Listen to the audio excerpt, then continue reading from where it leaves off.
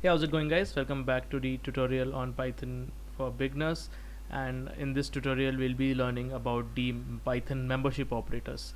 I'm Anshuman Viswal, your instructor, and I'll be taking you through the Python membership operators today. In the previous video we have seen the Python identity operator, which is the is and not is, which is used in the lists, as you can see. And in the membership operator we are again using the Python list to understand what is in and not in operator.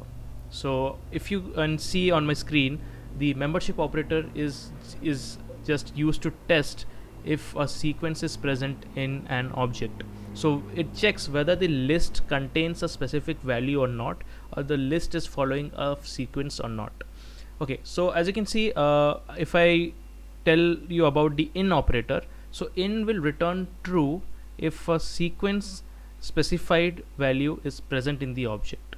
So if a value is present in the object, then it is returning true. If it is not in the object, then also it is returning true if a specified sequence or a value is not available in the list. Okay, so let's just take this example again about the fruits, which we have seen in the identity operator. So if I just take X as my list and just paste apple and banana as the element in the list, and I print pineapple not in list or not in X, which is my list here. As you can see, if I keep my cursor here, you can see X is my list, Python list, and this X is showing me that pineapple is not in the list. So that's why it is returning true. As you can see in the screen here, it is returning true. And if I put banana here, or let me put apple here, which is not in the list, this is false because apple is in the list or is one of the elements of the list.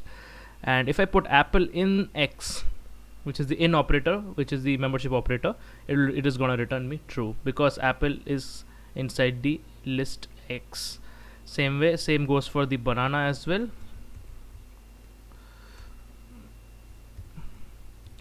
And this is going to return true. If banana not in X, it's going to return me false because banana is in the list.